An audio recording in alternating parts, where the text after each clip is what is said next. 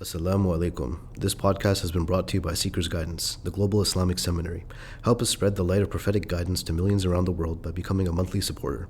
Make a small donation at seekersguidance.org/donate. As little as $10 a month can help people find life-changing guidance.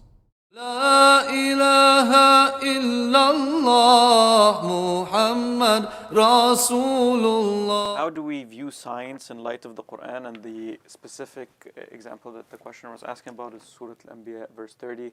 Do we understand the Big Bang from Allah, from Allah's words? In here, Pickthall's translation: have not those who disbelieve known that the heavens and the earth were of one piece, then we parted them. So it's a major topic, right? Because there is excess in it and remissness. Excess when it comes to the Qur'an and science is to try to make the Qur'an fit whatever scientific theories are in vogue at any particular time, right? That's excessiveness. Remissness is not to see what is clearly being indicated and being affirmed and indicated by Allah subhanahu wa ta'ala in the Qur'an. But we have to keep in mind that what is the purpose of the Qur'an? The purpose of the Qur'an is guidance. Hudan lil muttaqeen. Number one. Number two, the Qur'an views created phenomena not insofar as the interests of science. The Qur'an is not a book of science, it's a book of signs. And there's an important distinction. So the sign, it is sought spiritually for its signification, for what it points to. هذا خلق الله. This is the creating of Allah. Science focuses on the sign as a phenomenon. Right? So you see a sign and say, oh wow, this is an amazing sign, look. And you describe the sign, you analyze the sign, you catalog the sign. But you don't look at it insofar as its signification. That creation points to its creator.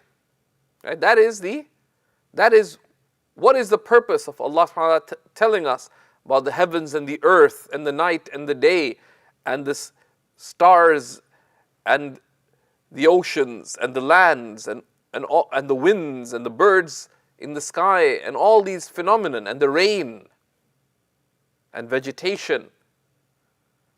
All of these, the purpose in them is to see them as signs. And those who are interested, one of the best Muslim scholars who's grounded our view of reality, who's written in the English language, is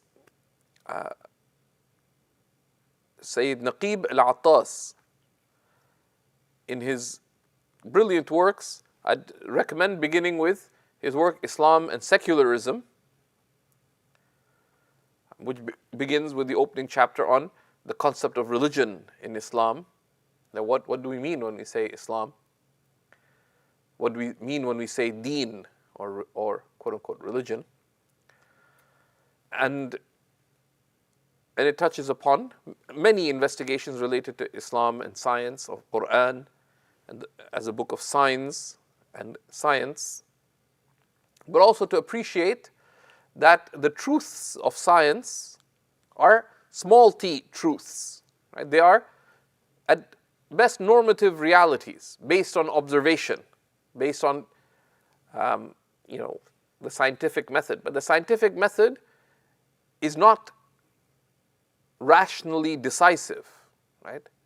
And that we as people of faith, and we are of a civilization of reason.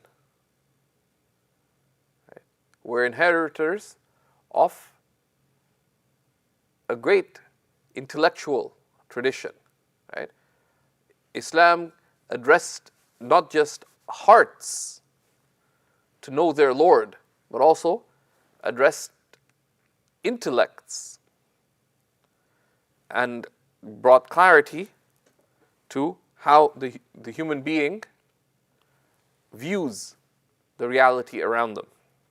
So, Sayyidina Qibla Attas has another larger and perhaps a little more challenging book called A Prolegomena to the Metaphysics of Islam.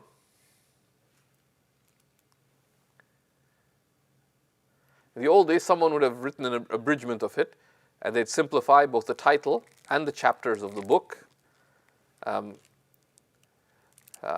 But that's a that's a good, a more accessible introduction to the same subject on how we view reality is Dr. Mustafa Badawi's brilliant work. Mustafa, he writes it Mostafa, Badawi, Badawi, called Man and the Universe. Man and the Universe. That who are you and what is this world that you're in? And how are you here? How did the universe come about? And what's the relationship between, between God, the human being, this universe? What is religion thereby? What is faith? It's a brilliant and very accessible book. لا إله إلا الله محمد رسول الله. Thank you for listening. This podcast was brought to you by Seekers Guidance, the Global Islamic Seminary. Visit SeekersGuidance.org to access reliable Islamic knowledge taught by qualified teachers. We offer a wide range of courses, podcasts, articles, and a world-class answer service. Support us in spreading free, reliable Islamic knowledge to millions around the world by becoming a monthly supporter. Visit SeekersGuidance.org/donate and make a small monthly commitment today. Our beloved Prophet, peace and blessings be upon him, said, "Whoever guides someone to goodness will have a similar reward." So don't forget to share this podcast and spread prophetic guidance.